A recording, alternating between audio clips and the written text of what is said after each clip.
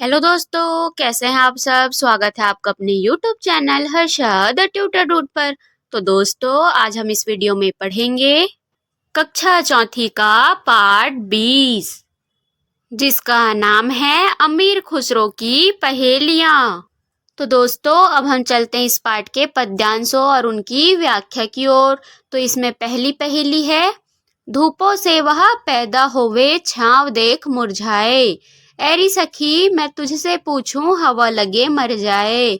यानी कि जैसे ही धूप लगती है तो वह पैदा हो जाती है और छाँव देख के मुरझा जाती है।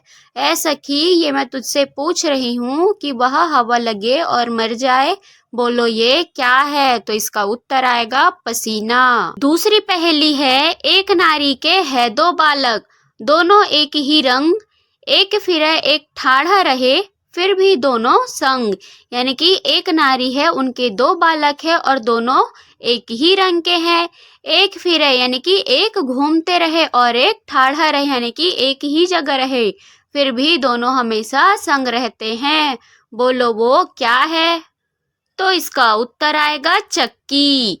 तीसरी पहेली है, आदि कटे तो सबको पाले, मध्य कटे तो सबको मारे, अंत कटे तो सबको मीठा, खुसरो बाको आँखी दीठा।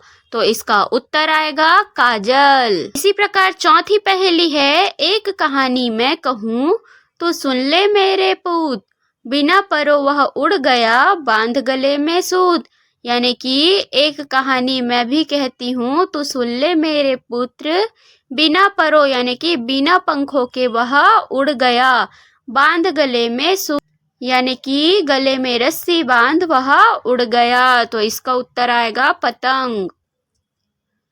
पांचवा है, सावन भादो बहुत चलत है, माघ पूस में कोरी, अमीर खुसरो यो कहे तू बूझ पहेली मोरी। यानी कि सावन भादो में यह बहुत चलती है और माघ पूस में कम हो जाती है। अमीर खुसरो जी ये कहते हैं कि तू बूझ पहेली मेरी। तो इसका उत्तर आएगा नाली, क्योंकि सावन भादो में बारिश होने से बहुत ज्यादा नाली भर जाती है और बहुत अधिक चलती है और माघ पूस में कम हो जाती है। इसी प्रकार छठवीं पहेली है, बीसों का चिर काट लिया, ना मारा ना खून किया। यानी कि बहुत लोगों का बीसों का ये चीर काट लिया, यानी कि बहुत सारे चीजों को यह क्या करता है, चीर लेता है, काट लेता है और न तो मारता है और न ही खून करता है। तो इसका उत्तर आएगा नाखून। इसी प्रकार सातवीं पहेली है, जल जल चलती बस्ती गांव, बस्ती में ना वाका ठाव, खुसरो ने दिया वाका नाव, इस अर्थ नहीं छोड़ो गांव। तो इसका उत्तर आएगा नाव। यह जल जल में और बस्ती गांव में चलती है और इसके ठहरने का स्थान नहीं होता है। खुसरो ने यह हमें एक पहेली दी है जिसका उत्तर आएगा नाव। इसी प्रकार आठवीं पहेली है, घूम घुमेला लहंगा पहने, एक पांव से रहे खड़ी, आठ हाथ है उस नारी के सूरत उसकी लगे परी। यानी कि घूम घूम के वह लहंगा पहने होती है और एक पांव से खड़ी रहती है, आठ हाथ है उस नारी के और सूरत उसकी लगे परी। तो इसका उत्तर आएगा छाता, क्योंकि छाते की जो डंडी है वो उसकी एक ही पांव है जिससे वो खड़ी रहती है। दोस्तों, अब हम चलते हैं 90वें पहेली की ओर। तो यह है, एक थाल मोती से भरा, सबके सिर पर औंधा धरा, चारों ओर वह थाली फिरे, मोती उसका एक न गिरे। तो इसका उत्तर आएगा तारा। यानी कि एक थाल मोती से भरा, जो कि आसमान हो गया मोती से भरा हुआ, और उसके सिर पर औंधा धरा, चारों ओर वह थाली फिरे और मोती उसका एक न गिरे। तो यह आएगा, इसका उत्तर आएगा तारा। दोस्तों, इसी प्रकार हम चलते हैं प्रश्न और अभ्यास की ओर। इसमें आपका पहला प्रश्न है, वह कौन सी चीज है जो धूप में पैदा होती है लेकिन हवा लगते ही मर जाती है। तो इसका उत्तर आएगा, वह चीज पसीना है, जो धूप में पैदा होती है लेकिन हवा लगते ही मर जाती है। दूसरा प्रश्न है, चक्की के कितने पार्ट होते हैं। तो इसका उत्तर आएगा, चक्की के 2 पार्ट होते हैं। इसी प्रकार तीसरा प्रश्न है, मोरी यानी कि नाली पूस माघ के महीनों में धीमी और कम क्यों चलती है? तो इसका उत्तर आएगा पूस माघ के महीनों में लोग पानी का उपयोग कम करते हैं, अर्थात आवश्यकता अनुसार करते हैं। इसलिए पूस माघ के महीनों में नाली धीमी और कम चलती है। चौथा प्रश्न है, छतरी के कितने पाँव और कितने हाथ होते हैं? तो इसका उत्तर आएगा छतरी के 1 पाँव और 8 हाथ होते हैं। पांचवा प्रश्न है, वह कौन सा थाल है जो मोतियों से भरा होता है? तो इसका उत्तर आएगा वह थाल आकाश है जो मोतियों की तरह तारों से भरा होता है। दोस्तों इसी प्रकार छठवां प्रश्न है, सूरत उसकी लगे परी, इस पहेली में परी के समान सूरत की बात कही गई है। सोचकर लिखो कि परी की सूरत में क्या खास बात है। तो इसका उत्तर आएगा परी की सूरत सुंदर, लुभावना, आकर्षक रहता है, इसलिए इस पहेली में परी के समान सूरत की बात कही गई है।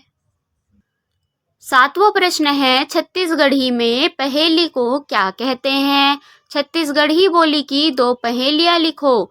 तो इसका उत्तर आएगा छत्तीसगढ़ी में पहेली को हाना कहते हैं। 2 पहेलियां छत्तीसगढ़ी में इस प्रकार है। पहली है, लाल नरियर के हरियर बूझ, नहीं जानस्ते तोर ददाला पूछ।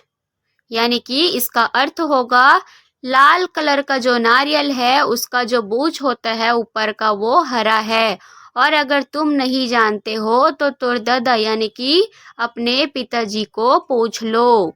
दूसरा है, ऊपर पचरी नीचे पचरी, बीच में मोंगरी मछली।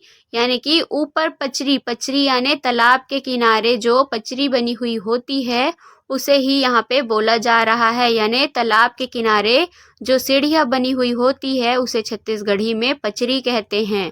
तो ऊपर पचरी नीचे पचरी, बीच में मोंगरी मछली, यानी कि उन पचरियों के बीच में एक मोंगरी मछली है जो हमेशा इधर उधर करती रहती है। तो दोस्तों इसमें पहले दोहे का आंसर कलिंदर आएगा। लाल नरियर के हरियर बूझ, यानी कि अंदर से वो लाल कलर का रहता है और बाहर से उसका जो बूझ है यानी कि ऊपरी वाला जो परत है वो हरे कलर का होता है। और दूसरी हाना का उत्तर आएगा मुंह, जिसमें ऊपर पचरी नीचे पचरी दांत हो जाएगा और बीच में जो मोंगरी मछली बोल रहे हैं वो हमारा जीभ हो जाएगा। तो दोस्तों इसी प्रकार हम चलते हैं भाषा तत्व और व्याकरण की ओर। इसमें हमारा पहला प्रश्न है, इस पाठ में निम्नलिखित शब्दों का प्रयोग हुआ है, जैसे कि नार, छाव, ठाढ़ा, पुत, परो, लहंगा, औंधा। इन शब्दों को छत्तीसगढ़ी बोली में क्या कहते हैं? जैसे कि नार को कहते हैं नरवा, यानी कि नहर होता है। छाव को बोलते हैं छैया, ठाढ़ा को बोलते हैं थारे, पुत को बोलते हैं बेटा, परो को बोलते हैं दूसर, और लहंगा को बोलते हैं साया, यानी कि जो पेटीकोट होता है वो, और औंधा यानी होता है खपलना, यानी कि दूसरे में ढकेल देना या उलट पुलट कर देना। तो दोस्तों इसी के साथ साथ हमारा यह पाठ हुआ कंप्लीट। आने वाले और नए वीडियो देखने के लिए चैनल को सब्सक्राइब कीजिए और अपने दोस्तों के साथ शेयर कीजिए। Thank you.